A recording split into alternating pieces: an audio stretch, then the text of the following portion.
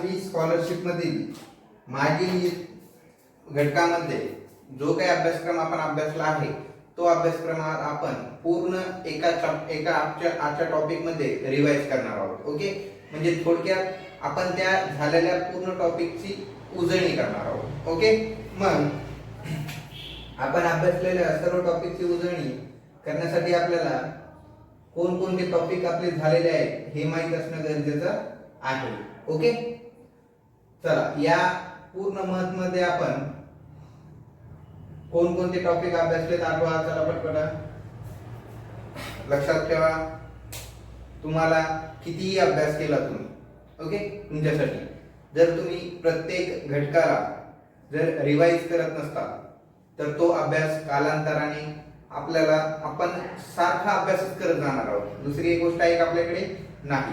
म्हणून आपण लेटेस्ट अभ्यास जो आहे ना तो आपल्याला लवकरात लवकर लक्षात राहणार आहे. जो जास्त काळाने पाठीमागे पडलेला अभ्यास आहे आपण त्याला थोड्या का प्रमाणात का होणार पण विसरत जाणार आहोत. ओके, म्हणून आपण ते होता कामा नये म्हणून आपण प्रत्येक टॉपिक वर एकतर त्यांची उजळणी घेत असतो किंवा तुम्ही स्वतः त्याची सेल्फ स्टडी जर करत असाल तर खूप चांगली गोष्ट आहे तुमच्यासाठी. ओके, चला मी तर तुम्हाला उजळणी घेणारच आहे. तुम्हाला त्या गोष्टीचा अभ्यास करायलाच लावणार आहे. तुम्हीही तुमच्या घरी तुम्हाला जितकं करता येईल तितकं रिव्हिजन करत जा. ओके, उजळणीमध्ये मी तुम्हाला सांगितलं होतं पहिल्या घटकामध्ये मी तुम्हाला बेरीज, वजाबाकी, गुणाकार, भागाकार, पदावल्यांचा पदावलीमध्ये अक्षरांचा उपयोग, विभाजनाच्या कसोट्या, विभाज्य आठवते ना. ह्या सर्व गोष्टी आपण काय केलं होतं एका या पाठीमागच्या पूर्ण मंथ मध्ये आपण शिकलेलो आहोत. ओके, मग बेरीज करते वेळेस आपण बेरीज कशा पद्धतीने करायची. बेरीज ही 4 अंकी असते, 5 अंकी असते. ओके, किंवा बेरजेवर आपण वेगवेगळे त्यांना प्रश्न कसे वेगवेगळ्या प्रकारे तयार करता येतात तेही आपण शिकलो आहोत. त्यामध्ये मी थोडक्यात एक रिव्हिजन म्हणून क्वेश्चन घेतो, लक्षात ठेवा या ठिकाणी. बघा, बेरजेवर तुम्हाला सरळ ते प्रश्न सोप्या पद्धतीने देतच नाही. ओके, त्यांना काहीतरी वेगळं करून ते प्रश्न टाकतात. जसं की आता या प्रश्नामध्ये काय केले त्यांनी चौकटी दिलेल्या आहेत. ओके, आणि समोर दिलेले चौकटीच्या ठिकाणी कोणता अंक येईल. चौकटीच्या ठिकाणी कोणता अंक येईल, कोणता अंक येईल अशा प्रकारचा प्रश्न दिलेला असतो. आणि 2 चौकटी आहेत, अंक एकच असतो म्हणून काय केलं असतं समान दिलं असतं. ओके, त्यावेळेस काय करायचं तुम्हाला खाली त्यांनी बेरीज करून दिलेली असते ऑलरेडी. तुम्हाला त्यांनी बेरीज करून दिलेली असते ऑलरेडी.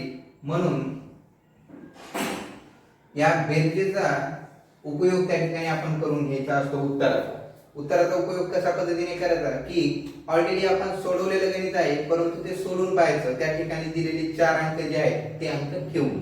ओके, आपलं उत्तर बरोबर एखादं उत्तर जर बरोबर येत असेल तर तुम्ही योग्य मार्गाने प्रश्न सोडवत आहात हे तुम्हाला समजेल. ओके, जसं की आता या ठिकाणी पर्याय क्रमांक 1 आहे 1, 2 आहे 2, 3 आहे 3 आणि 4 आहे 4. ओके, मग या 7 मध्ये किती मिळवल्याच्या नंतर 9 येतील यासारखा प्रश्न आपल्या मनामध्ये तयार झाला पाहिजे. ओके, मग 7 मध्ये जर 2 मिळवले तर 9 येतील. 7 मध्ये पुन्हा कोणती संख्या मिळवल्यावर 9 येईल बेटा. 7 मध्ये कोणतीही संख्या पुन्हा मिळवली तर 9 येईल का नाही. कारण की 7 मध्ये पुन्हा 9 मिळवायचे 9 त्याच्यानंतर 19. 9 या ठिकाणी कधी येणार आहे. 9 च्या ठिकाणी 9 आले तर 9 येतील. 19 आले तर त्याचं एकक स्थानचे 9 येतील. 29 आले तर त्याचे एकक स्थानचे 9 येतील. 39 आले तर म्हणजे ते त्या 9च्या पटीतील एकक स्थानी 9 येणारी संख्या फक्त या ठिकाणी 9 येऊ शकते. एवढं तर तुम्हाला समजतंय. ओके, कारण की आपण या ठिकाणी कोणती संख्या लिहितो ज्या 2 अंकी संख्यांची एकक स्थानची संख्या आपण त्या ठिकाणी लिहित असतो. मग या ठिकाणी 19 उत्तर येण्यासाठी असा कोणताही पर्याय तेवढा आहे का नाही. आणि आता पर्यायही असला तर 7 मध्ये जर आपण 9 मिळवली मोठ्यात मोठी जर संख्या जर मिळवली तरी उत्तर फक्त 16 येतं. 19 पर्यंत जातं का नाही. म्हणून फिक्स आहे या ठिकाणी 2 येणार. किती येणार 2. म्हणजेच या ठिकाणी 2 येतील. मग या ठिकाणी सुद्धा 2 आले पाहिजे. ओके, 8 आणि 3 9 10 11 किती होतात 8 मध्ये 3 मिळवल्यावर 11 होतात. म्हणजे 11च्या ठिकाणी हे एकक स्थानी 1 लिहिले, हातचा काय निवडा 1 येणार. हातचा किती येणार आहे 1. आता या ठिकाणी तुम्ही ऍड करते वेळेस हातचा ऍड करायला विसरायचं नाही, लक्षात ठेवा. हातचा खूप महत्त्वाचा असतो या ठिकाणी. नाहीतर 6 या ठिकाणी 2 4 आणि हे 2 किती होतील बेटा 6 होतील आणि तुम्ही म्हणताल की या ठिकाणी 2 येणार नाही.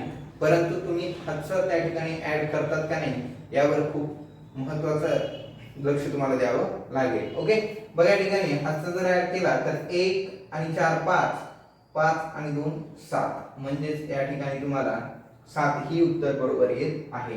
3 आणि 3 6, म्हणजेच तुमचं उत्तर जर चौकटीच्या ठिकाणी 2 ही संख्या ठेवली तर उत्तर बरोबर येत आहे. ओके, म्हणजेच 2 म्हणजेच चौकट म्हणजेच 2 ही संख्या, पर्याय क्रमांक 2 म्हणजे उत्तर तुमचं बरोबर. अशा पद्धतीचे ही एक्झाम्पल तुम्हाला विचारलेले असतात. बेरजेवर तुम्हाला वेगवेगळ्या प्रकारचे प्रश्न तयार करता येतात त्यांना. आता मी ही उभी मांडणी केली आहे, त्या आडवी मांडणीमध्ये येऊ शकतात. बेरजेमध्ये त्यांनी तुम्हाला सरस एखाद्या वेळेस जसं की तुम्हाला प्रश्न खूप मोठा आहे वाचायला. ओके, जसं की एका गाडीमध्ये एका बसमध्ये प्रवास करते वेळेस 1500 विद्यार्थी बसले, त्याच्यानंतर पुढे काही दुसऱ्या शाळेत पुन्हा काही विद्यार्थी बसले, त्याच्या समोर उतरल्यानंतर काही विद्यार्थी उतरले, त्याच्यानंतर पुढे काही बसले. मग एकूण ते जे आकडे असतात ना, आकडे कमी होणे ऍड होणे, कमी होणे ऍड होणे, याला काय म्हणतात. एक तर ज्यावेळेस कमी होतात उतरतात त्यावेळेस ते वजा करून घ्यायचे. ओके, ज्यावेळेस बसतात त्यावेळेस ते ऍड करत जायचे. सिक्वेन्स म्हणजे क्रम जो आहे प्रश्नाचा, ओके, प्रश्नाचा क्रम व्यवस्थित वाचत चालेल. तुम्ही प्रश्नाचा क्रम व्यवस्थित जर वाचत चालत असताल तर तुम्हाला तो प्रश्न व्यवस्थित सोडवता येईल. ओके, प्रश्न खूप मोठा असेल वाचायला तर प्रश्न वाचायला जेवढा मोठा असेल तेवढा सोपा असतो सोडवण्यासाठी, लक्षात ठेवा. फक्त प्रश्न समजला पाहिजे. आता या ठिकाणी बेरजेवर तुम्हाला पुन्हा काही शाब्दिक एक्झाम्पल मी घेतले होते. ओके, शाब्दिक एक्झाम्पल झाल्यानंतर आपण त्यावर 5 अंकी 6 अंकीची बेरीजही घेतली होती. तुम्हाला आडव्या मांडणीची पद्धतही मी तुम्हाला सांगितली होती की कशा पद्धतीने आडवी मांडणी केली जाते. ओके, बघा या ठिकाणी 6 अंकी संख्या दिलेली आहे आणि त्यांची ही आडवी मांडणी आहे. कोणती मांडणी आहे? आडवी मांडणी. आडव्या मांडणीची बेरीज करते वेळेस आपण त्याचं उत्तर डाव्या साईड कडून त्या बेरजेकडे घेऊन लिहित येत असत, लक्षात ठेवा. नाहीतर बरेच विद्यार्थी इथून लिहायला सुरुवात करतात इकडे. तसं करायचं नाही, कारण की त्यांचं एकक दशक स्थान आहे ना ते पूर्ण चेंज होऊन जाईल. ज्या ठिकाणी एककच्या ठिकाणी संख्या येईल त्या ठिकाणी ती लाखाच्या ठिकाणी संख्या येईल, म्हणजे त्याची किंमत काय होईल? चेंज होईल. ओके, ज्यावेळेस तुम्ही आडवी मांडणी करत असाल त्यावेळेस तुम्ही एकक आणि हे एकक लक्षात ठेवायचं. ओके, एककची अगोदर बेरीज करून घ्यायची. 4 आणि 4 8. ओके, लक्षात ठेवा. त्यानंतर दशक 6, 3 आणि 3 6. त्यानंतर शतक 8 आणि 8 16. आता 16शी आपण काय लिहिणार बेटा? 6 लिहिणार. जो हातचा आलेला आहे तो त्याच्या पुढच्या संख्येच्या दोन्हीपैकी एक संख्येच्या डोक्यावर ठेवायचा. ओके, त्यानंतर बघा 9 आणि 3 आहे. ओके, हजारच्या स्थानी. मग 9 आणि 1 हातचा 10 आणि 3 13. 13शी किती होतील बेटा? 3 होते. पुन्हा हातचा काय येणार आहे? 1 येणार आहे. म्हणजे 4 आणि 6 10 आणि 1 11. पुन्हा हातचा 1 येणार आहे. हातचा विसरायचा नाही. ओके, 6 आणि 4 चा 1 हातचा. या ठिकाणी आता 3 च्या ठिकाणी 3 आणि 4 आणि 4 8. म्हणजे अशा पद्धतीने तुमचं उत्तर 8,13,668 एवढं आलं पाहिजे. ओके, तुम्ही प्रश्न सोडवू शकता, फक्त तुम्हाला त्याची स्टेप बाय स्टेप माहिती असणे गरजेची आहे. तुम्ही यावर आधारित कितीही प्रश्न मनाने सोडू शकता, तुम्हाला त्याची पद्धत जर माहिती असेल तर.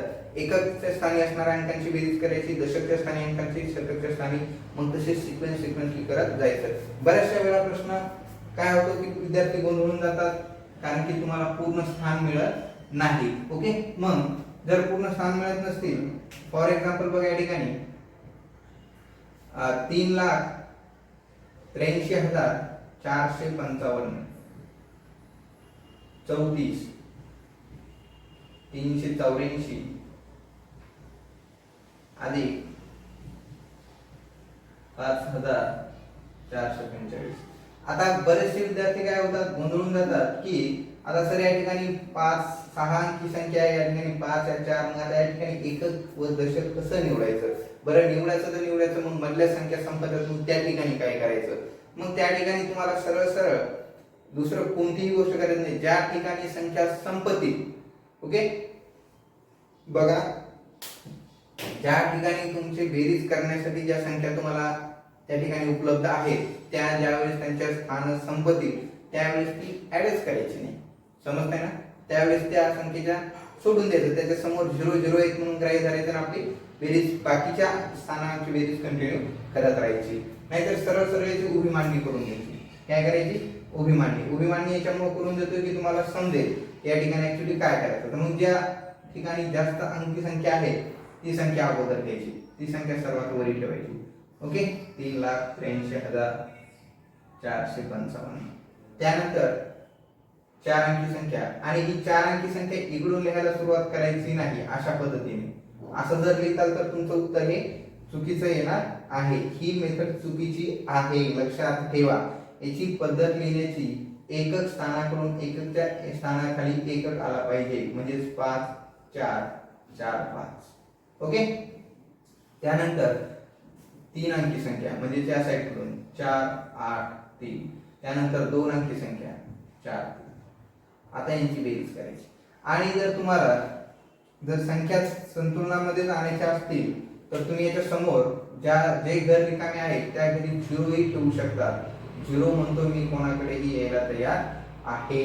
ओके मी 0 ठेवू शकतात, कारण की संख्यांच्या डाव्या बाजूला कितीही 0 लिहिले तरी त्या संख्येची किंमत तेवढीच राहते, परंतु त्याच्या उजव्या बाजूला जर लिहिले तर ती किंमत वाढत जाते, लक्षात ठेवा. ओके मग या ठिकाणी बघा 5 5 10, 4 आणि 4 8, 10 आणि 8 18, 1808, 4 1. ओके असंच मग 5 आणि 4 4 आणि 5 यांची बेरीज. ओके त्यानंतर 5 आणि 4 9 आणि 1 10, 10 आणि 11 21, 21 + 1 8 2. त्यानंतर 4 आणि 4 8 आणि 2 10, 10 आणि 3 13, 1. त्यानंतर 1 आणि 3 4, 4 आणि 5 9. त्यानंतर 8, त्यानंतर 3. ओके म्हणजे 3,89,318 एवढी बेरीज त्या संख्येची तुम्हाला यायला पाहिजे. ओके अशा पद्धतीने तुम्हाला यांची आडवी मांडणी ही करता आली पाहिजे. मग आता सर्वांना आडवी मांडणी व उभी मांडणी ह्या बेरजेच्या मांडणीचे प्रकार दोन्ही समजले असतील. त्यांचे एकक स्थान कुठे ठेवायची, संख्येची मांडणी कशी करायची, या जर सर्व बेसिक जर गोष्टी कळल्या असतील तर आपण आता बेरजेचा समोरचा पार्ट म्हणजेच आपण शिकलेलो आहोत वजाबाकी ते पाहूया. ओके आता वजाबाकी शिकते वेळेस तुम्ही वजाबाकीला बेरजेचा प्रकार आणि वजाबाकीचा प्रकार जवळपास सारखा आहे, फक्त एवढंच आहे की वजाबाकीमध्ये संख्या वजा केली जाते, बेरजेमध्ये संख्या ऍड केली जाते. समजतंय ना? वजाबाकीमध्ये संख्या मोठ्या संख्येतून लहान संख्या काय केली जाते, वजा केली जाते, म्हणजे काढून टाकली जाते की एवढा मी एवढा आहे. ओके माझ्यापेक्षा लहान मी काय करू शकतो, काढू शकतो, म्हणजे मी राहिलेलो तेवढं. माझ्यापेक्षा मोठा काढू शकत नाही, मग ते ऋण संख्यामध्ये जातं, लक्षात ठेवा. ओके तेही मी तुम्हाला सांगणार आहे बेसिक आज. बघा या ठिकाणी वजाबाकी करते वेळेस हे वजाचं चिन्ह आहे, सगळ्यांना माहित असायला पाहिजे. ओके हे चिन्ह कसं आहे, वजाचं. ज्यावेळेस आपण मोठी संख्या घेऊ एखादी, त्या संख्येतून लहान संख्या वजा होत असते, लक्षात ठेवा. मोठ्या संख्येतून लहान संख्या वजा होत असते. 3 मधून 3 गेले 0 राहतात, 8 मधून 4 गेले 4 राहतात, 4 मधून 3 गेले 1 राहतात, 5 मधून 2 गेले 3 राहतात. ओके म्हणजे तुमची या दोन संख्यांची वजाबाकी किती आलेली आहे, तर ती खाली दिलेली आहे. ओके एवढी वजाबाकी आलेली आहे. तुम्हाला ही वजाबाकी बरोबर आहे किंवा नाही हे कन्फर्म करण्यासाठी या दोन संख्यांची बेरीज ही एवढी येते की नाही ते चेक करून पाहायची. बघा 0 आणि 3 3, 4 आणि 4 8, 3 आणि 1 4, 2 आणि 3 5, म्हणजे ह्या संख्यांची बेरीज एवढी येत आहे, तरच तुमची ही वजाबाकी बरोबर आहे असा म्हणायला हरकत नाही. ओके त्यामध्ये तुम्हाला मी काही बेरजेचे व वजाबाकीचे नियम सांगितले होते, आठवते का? बेरजेचे व वजाबाकीचे नियम, गुणधर्म. 0 मध्ये कोणतीही संख्या ऍड केली तर उत्तर तीच संख्या येते. शून्यामध्ये कोणतीही संख्या वजा केली तर उत्तर तीच संख्या येते. समजतंय? कोणत्याही संख्येमध्ये एक ऍड केली तर उत्तर त्याच्या पुढची संख्या येते. कोणत्याही संख्येमधून एक वजा केली तर उत्तर त्याच्या पाठीमागची संख्या येते. कोणत्याही संख्या ह्या जर तुम्ही त्या संख्यामध्ये 0 व 1 या दोन संख्यांचे नियम पाहिले, परंतु त्याच संख्या ज्या संख्येमध्ये तीच संख्या जर मिळवली तर त्या संख्येची दुप्पट मिळते. काय मिळते? त्या संख्येची दुप्पट मिळते. परंतु त्या संख्येतून तीच संख्या जर वजा केली तर त्यांची वजाबाकी 0 मिळते. काय मिळते? 0. या सर्व नियम त्याच्यानंतर आपण त्यांची समसंख्या व विषम संख्या यांचे तुम्हाला नियम सांगितले होते. दोन समसंख्यांची बेरीज समसंख्याची येते, एक सम व एक विषम संख्यांची बेरीज विषम संख्या येते, दोन विषम संख्यांची बेरीज समसंख्या येते. वजाबाकीचाही तुम्हाला तोच प्रकार मी सांगितलेला होता. त्यानंतर तुम्हाला ऋण संख्या व धनसंख्या ह्या दोन संख्यांचे तुम्हाला नियम सांगितले होते. ज्यावेळेस आपण बेरीज करतो जर दोन ऋण संख्या असतील तर त्यांची बेरीज धनसंख्या येते. ज्यावेळेस आपण एक धनसंख्या आणि एक ऋण संख्या असते त्यावेळेस त्यांची जर आपण बेरीज केली तर बेरीज त्यांची ऋण संख्यामध्ये येत असते. ओके, मी तुम्हाला पुन्हा एकदा आठवण करून देतो की तुम्ही जर तो व्यवस्थित लेक्चर जर पाहिला नसेल तर त्याच्या नोट्स काढून ठेवा जा. तुम्हाला जर लेक्चर मध्ये जर काय अटेंड करते वेळेस ॲट ए टाइम पाहणं, लिहिणं, समजून घेणं जर काय होत नसेल तर तुम्ही ते नोट डाऊन करत जा. नोट डाऊन करून तुम्ही त्याचे स्वतःचे नोट्स तयार करा आणि त्या नोट्स नंतर तुमच्या वेळेमध्ये तुम्हाला ज्या वेळेस वेळ असेल त्यावेळेस ते रिवाइज करत जा. ओके, किमान तुम्हाला गुणधर्म, नियम, सूत्र, कसोट्या, विभाजक, विभाज्यता ह्या ज्या गोष्टी आहेत ज्या पाठांतराचा भाग आहे जसे की पाढे आहेत. ओके, हे तुम्हाला पाठांतर करणं गरजेचंच आहे आणि मॅक्सिमम विद्यार्थी पाठांतर करतात. लक्षात ठेवा, तेच कमी वेळेमध्ये अधिक प्रश्न सोडवतात. लक्षात ठेवा. ओके, बघा वजाबाकीचे जे काही प्रश्न आहेत बेरजेच्या सर्व प्रश्नांमध्ये ते मोडतात. ओके, जसं की मी तुम्हाला या अगोदर एक प्रश्न सांगितला होता, तोही प्रश्न यासारखा प्रश्न तयार करता येत असतो. जसं की त्यांना करता येईल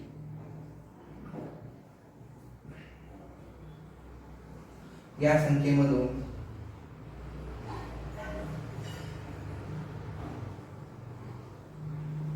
ओके या ठिकाणी वजाबाकी करता येईल. मग या ठिकाणी ते 3 ठेवतील, या ठिकाणी 1 ठेवतील, या ठिकाणी 1 ठेवतील, या ठिकाणी 5 ठेवतील.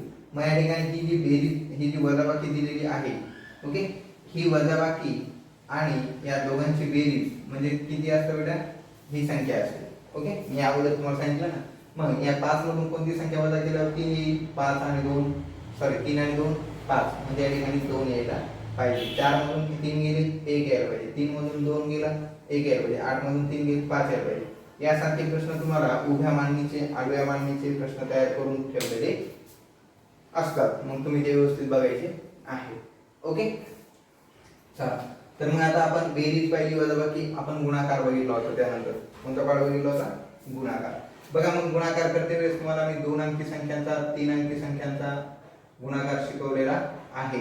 ओके, गुणाकारावरील तुम्हाला शाब्दिक एक्झाम्पल मी तुम्हाला दिलेले आहेत. गुणाकार करते वेळेस तुम्हाला सगळ्यात महत्त्वाचा जो घटक आहे जो की पाढे आहे, ते पाढे तुम्हाला सांगितले होते की तुम्ही लवकरात लवकर पाठांतर करा. कमीत कमी 20 पर्यंत पाढे येणं गरजेचे आहे. कितपर्यंत? 20 पर्यंत. पाढे गुणाकार करणे म्हणजेच पाढे पाठांतरच करणे. पाढ्याशिवाय गुणाकार व भागाकार ही क्रिया तुम्हाला लवकरात लवकर येणार नाही. मग त्यानंतर तुम्हाला पाढे वर्ग काढण्यासाठी उपयोगी पडतात, घनसंख्या काढण्यासाठी उपयोगी पडतात. बघा, ज्यावेळेस तुम्ही 2 व 3 अंकी 2 अंकी संख्या 1 अंकी संख्यांचा गुणाकार करतात त्यावेळेस तुम्हाला 1 ते 9 पर्यंतच पाढे असतात. किती? 1 ते 9 पर्यंत. पण ज्यावेळेस तुम्हाला मोठ्या संख्या 2 अंकी संख्यांचा गुणाकार करायचा असतो त्यावेळेस तुम्हाला पाढे नाही तर त्यांची मेथड माहित असणं गरजेची आहे. ओके, बघा आता 2 एक्झाम्पल दिलेले आहेत मी तुम्हाला. या ठिकाणी 7 ने 4 ला अगोदर काय करायचं? गुणून घ्यायचं. आणि गुणून घेते वेळेस ज्यावेळेस आपण गुणतो त्यावेळेस गुणाकाराची क्रिया ही या एककच्या स्थानाकडून सुरुवात झाली पाहिजे. नाहीतर बरेचसे विद्यार्थी अगोदर 3 ला गुणतात, मग 4 ला, 8 ला आणि मग पुन्हा 4 ला. ती चूक या ठिकाणी करायची नाही. बघा, आता या ठिकाणी 7 ने जर 4 ला जर गुणलं तर किती येणार आहे? 7 चोक 28. किती येणार आहे? 7 चोक 28. 28 म्हणजे या ठिकाणी 8 चे किती येतील? 2 येतील. 2 वरी डोक्यावर ठेवून द्यायचे, दुसरीकडे इकडे तिकडे पसरवायचे नाही. ओके, नाहीतर मग इकडे लक्षात द्यायचे नाही तुम्ही, त्याच्यावरी ठेवले म्हणजे तुम्हाला लक्षात राहतील की 2 मध्ये काय करतो तर बेटा हे 2 त्याच्यामध्ये आपण ऍड करतो, मिळवत असतो येणाऱ्या पुढच्या संख्येच्या उत्तरामध्ये. आता 7चा पाढा 8 पर्यंत म्हणायचा. मग चला पाढा पाठ असेल तर म्हणताल, नाही तर काय म्हणताल, मला येत नाही. ओके, म्हणजे गुणाकारच येत नाही, पाढा येत नाही म्हणजे गुणाकारच येत नाही. पाढे खूप महत्वाचे. 7 1 7 7 2 14 7 1 21 7 चौक 28 7 5 35 7 सग 45 7 7 49 7 8 56. ओके, 7 8 किती होतात 56. 56 मध्ये हे 2 मिळवायला विसरायचं नाही. 56 57 58 किती होतात 58. मग या ठिकाणी हे 58 आहेत. ओके, मग या 58 ला 8 आपण काय करतो या ठिकाणी घेतो. हातचे किती राहतात 5 राहतात. मग या ठिकाणी 5 घ्यायचे, घेतले. मग हातचे 5 ठेवले. मग पुन्हा ह्या 7 ने काय करायचं 4 ला गुणायचं. म्हणजे 7 चौक किती होतील बेटा 28. ओके, 7 चौक किती 28. 28 मध्ये 5 मिळवले तर किती होतील 1 2 3 4 5 रेषा मारून घेऊ. ओके, 28 29 30 31 32 आणि 33. 33 ला 3 पुन्हा हातचे 3 येतील. ओके, मग आता 7 त्रिक 21 22 23 24 म्हणजे तुमचं उत्तर 24,388 एवढं यायला हरकत